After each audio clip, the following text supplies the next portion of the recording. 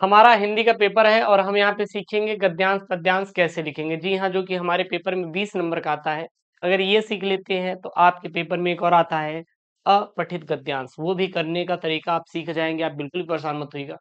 सबसे पहले यदि आप चैनल को नहीं किया सब्सक्राइब तो प्लीज यार चैनल को करिए सब्सक्राइब। अपने दोस्तों के साथ ये वीडियो जरूर से जरूर क्या कर देंगे, शेयर कर देंगे, है कि नहीं। तो यहाँ पे हम लोग करवाने जा रहे हैं बेटा, हम लोग गद्यांश कैसे करेंगे। देखिए गद्यांश करने के दो तरीके हैं। एक ये रहता है कि जैसे मान लीजिए पद्यांश नहीं आता तो आप पूरा पूरा पद्यांश लिख दीजिएगा, लेकिन टाइम को मैनेज करते हुए। ठीक, टाइम को मैनेज करते हुए।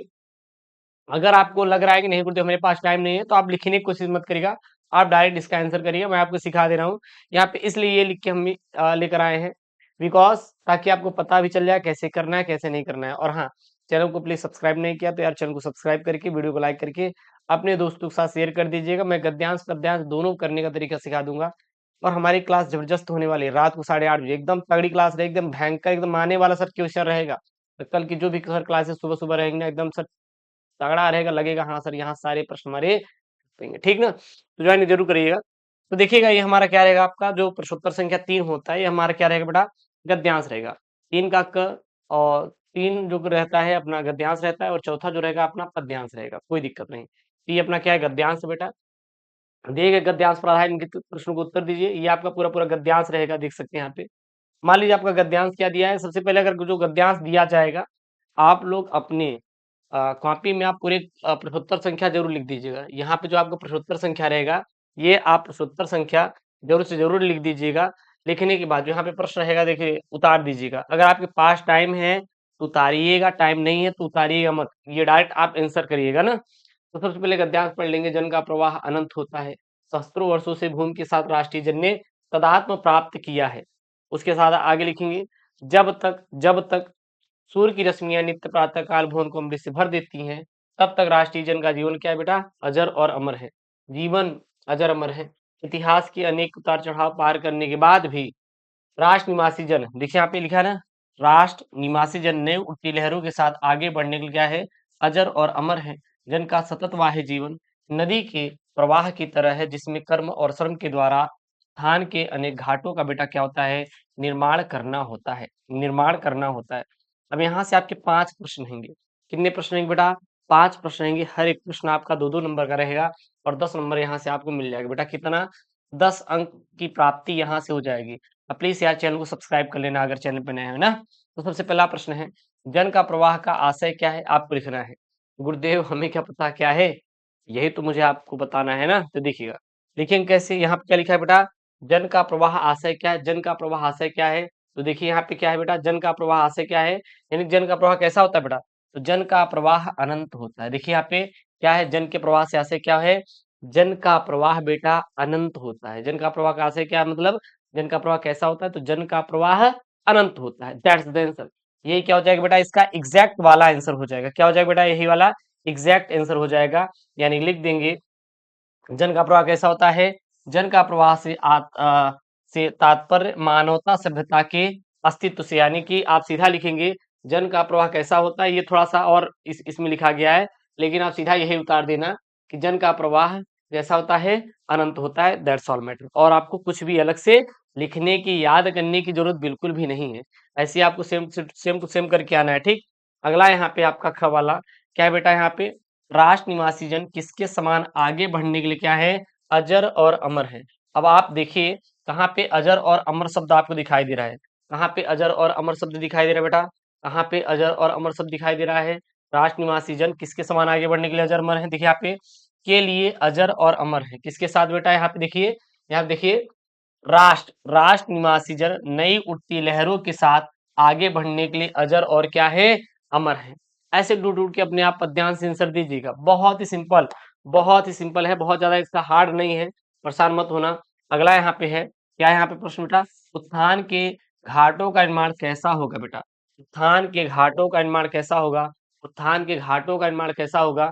देखिए उत्थान का घाट, अब देखिए उत्थान का घाट कहाँ पे है, ए यहाँ पे है, यहाँ पे द्वारा उत्थान, उत्थान के अनेक घाटों का निर्माण होगा। किससे बेटा, यहाँ पे देखिए कर्म और श्रम के द्वारा उत्थान के अनेक घाटों का निर्माण होता है।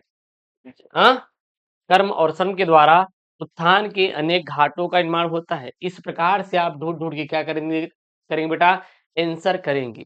समझ में आ रहा है ना? किसी को किसी प्रकार का कोई डाउट होगा तो बिल्कुल कमेंट बॉक्स में बता दीजिएगा, कोई दिक्कत है, ठीक? चलिए, ऐसे-ऐसे करेंगे। उसके बाद यहाँ पे देखिएगा यहाँ पे क्या है, गुरुदेव यहाँ पे आता है हमारा रेखांकित अंश की व्याख्या। इसको कैसे करेंगे? कुछ भी नहीं करना है बेटा, कुछ भी नहीं करना है। मान लीजिए जिसके नीचे यहाँ पे दिया रहे, जिसके नीचे लाइन खींचा रहे, जिसके नीचे आपको लाइन खींचा रहे, जहाँ से जहाँ तक आप सेम टू सेम उसी को उतार देना। आप सेम टू सेम उसी को उतार देना, 1 नंबर मिलेगा। उसी को थोड़ा बढ़ा चढ़ा के लिख देना, आपको बेटा 2 नंबर मिलेगा। कितने नंबर मिलेंगे? 2 नंबर मिलने वाले हैं, ठीक? तो हो जाएगा, परेशान ना होना। उसके बाद यहाँ पे देखेंगे बेटा, क्या है यहाँ पे प्रश्न? क्या है यहाँ पे? पाठ का शीर्षक और लेखक का नाम लिखिए। पाठ का शीर्षक और बेटा क्या लिखना है? लेखक का नाम लिखना है। पाठ का शीर्षक, लेखक का नाम लिखना है। तो बेटा पाठ का शीर्षक क्या है? पाठ का शीर्षक क्या है? और उसके लेखक का नाम क्या है? तो यहाँ पे देखेंगे, तो आप ढूंढिए, शब्दों को ढूंढिए। यहाँ पे देखिएगा, यहाँ पे क्या है बेटा? जन आया हुआ है। क्या दिया है यहाँ पे? जन आया हुआ है। उसके बाद यहाँ पे बेटा क्या आया हुआ है? जन आया हुआ है। उसके बाद यहाँ पे क्या बेटा? राष्ट्र आया हुआ है। क्या आया हुआ है? राष्ट्र आया हुआ है। फिर यहाँ पे क्या बेटा? जन आया हुआ है। जब ये फिर यहाँ पे राष्ट्र शब्द आया हुआ है। जब ये शब्द बार बार प्रयोग हो, जब ये शब्द बेटा बार बार प्रयोग हो, तो कहाँ से लिया गया है? राष्ट्र के स्वरूप से लिया गया है। कहाँ से बेटा लिया गया है? ध्यान देना, राष्ट्र की राष्ट्र के स्वरूप से लिया गया है। राष्ट्र के स्वरूप से लिया गया है। राष्ट्र के स्वरूप के लेखक कौन है? रावा वासुदेव शरण अग्रवाल। वासुदेव वासुदेव शरण अग्रवाल भाई साहब हैं। वासुदेव शरण अग्रवाल भाई साहब हैं। ऐसे हमें क्या करना है बेटा? याद करना है। ऐसे में क्या करना है बेटा? याद करना है। किसी को कोई डाउट नहीं होना चाहिए। किसी को कोई डाउट नहीं होना चाहिए, ठीक? ये कर लेंगे। अब गद्यांश पूरा हो जाएगा बेटा। उसके बाद आएगा आपका पद्यांश। क्या आएगा बेटा? पद्यांश। पद्यांश क्या ध्यान देना है यहाँ पे? पद्यांश आपका रहेगा, बहुत सिंपल तरीके से करेंगे। पूरा पूरा पद्यांश रहेगा। अगर आपको इच्छा होगा सर, टाइम अगर आपके पास होगा तो पूरा पूरा आप पद्यांश उतार देना। अगर टाइम नहीं है तो आप डायरेक्ट इसका उत्तर लिखिएगा। क्या लिखेंगे बेटा? उत्तर लिखेंगे। बट आपको प्रश्नोत्तर संख्या डालना बहुत जरूरी है, ये जरूर से जरूर डाल देना, ठीक? तो यहाँ पद्यांश क्या है ध्यान देना यहाँ पे। जैसे पद्यांश यहाँ पे, दुख की पिछली रजनी बीच विकसता सुख का लौर प्रभात, एक पर्दा यह झिला ने छिपाए है जिसमें सुगात, जिसे तुम सब समझे हो अभिशाप, जगत की ज्वालाओं का मूल, इसका वह रहस्य वरदान, अब इसको जाओ भूल। तो गुरुदेव ये कहाँ से लिया गया है और इसके लेखक कौन है? तो ये बेटा लिया गया है, लिख देना बढ़िया कि श्रद्धामणु से लिया गया है। इसके लेखक जयशंकर प्रसाद हैं। गुरुदेव कैसे हम जानेंगे कि ये श्रद्धामणु से लिया गया है? कैसे जानेंगे कि ये श्रद्धामणु से लिया गया है? तो श्रद्धामणु से जहाँ पे आपको ये दिखाई दे, जैसे रचनी बीज आपको सब दिखाई देगा, नवल प्रभात से शब्द दिखाई देगा, ठीक है? अभिशाप शब्द दिखाई का देगा और रहस्य वरदान शब्द आपको दिखाई देगा। तो आप सीधा बता दीजिए कि ये कहाँ से लिया गया है? श्रद्धामणु से लिया गया है।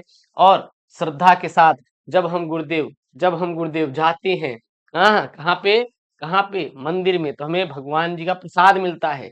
यानी कि श्रद्धा से याद करिए, कवि कौन बेटा? जयशंकर प्रसाद। ऐसे कर लेना। रेखांकित अंश में कुछ करना नहीं रहेगा, जिसके नीचे लाइन खींचा है उसी का अर्थ लिख देना, दैट्स ऑल मैटर। अब इसको कर लो नवल और गात शब्दों का भी। नवल मतलब नवीन होता है, गात मतलब तन और काया होती है, और कुछ नहीं करना है, बस इसी प्रकार से कर देना, काम हो जाएगा, ठीक? मैं आपको फिर से बता दूं, अगर आपके पास टाइम है तो ये पूरा उतारना, टाइम है तो मत उतारना। मैं इतना सिखा दिया हूँ कि आप कर लोगे, इसकी चिंता मत करना। आई होप आप लोगों को ये वीडियो पसंद आया हो, तो प्लीज वीडियो को लाइक करिएगा, चैनल को सब्सक्राइब करिएगा। ओके दोस्तों, thank you, Jai Hind, take care, bye bye.